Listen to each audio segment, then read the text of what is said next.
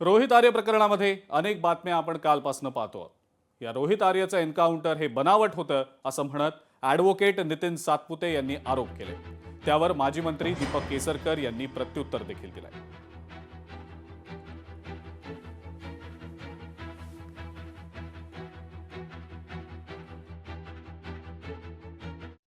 या परिस्थितीमध्ये पोलिसांना जे ट्रेनिंग दिलं असतं. आता ही परिस्थिती बंदस्त जागेमध्ये होतं, मुंबईत होतं व पवईमध्ये होतं, पवई पोलीस स्टेशनच्या हद्दीमध्ये होतं आणि तो मराठी माणूस होता, महाराष्ट्रीय माणूस होता, तो काय क्रिमिनल नव्हता.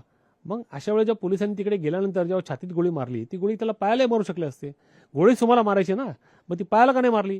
सगळ्या मुलांनाच वाचवण्यासाठी गोळी त्याच्या डोक्यात का मारणार तुम्ही, छातीत मारणार का? पण मानवी हक्कांचं मूल्यरक्षण करायचं काम आम्ही न्यायिक क्षेत्रातले जे वकील आहेत हे आमचं काम आहे. ॲक्च्युली हे प्रकरण उच्च न्यायालय किंवा मानवी हक्क आयोग जो आहे त्यांनी स्वतःहून ते दखल करून घ्यायला पाहिजे आज उद्यामध्ये. पण त्यांची आम्ही वाट न पाहता आम्ही मानवी हक्काचे रक्षण करते जे आहोत आम्ही वकील मंडळी, आम्ही हे प्रकरण लावून धरणार.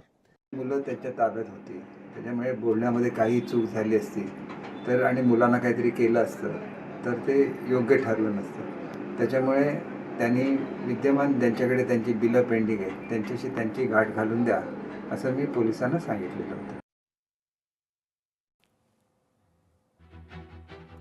तर ॲडव्होकेट नितीन सातपुते यांनी आता आरोप केलेला आहे.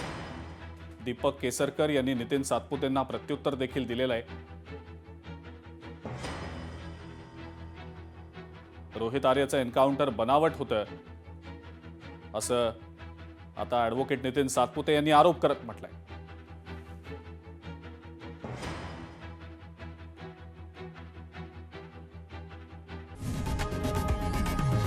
लोकशाही मराठी ऐका, पहा, जागरूक रहा.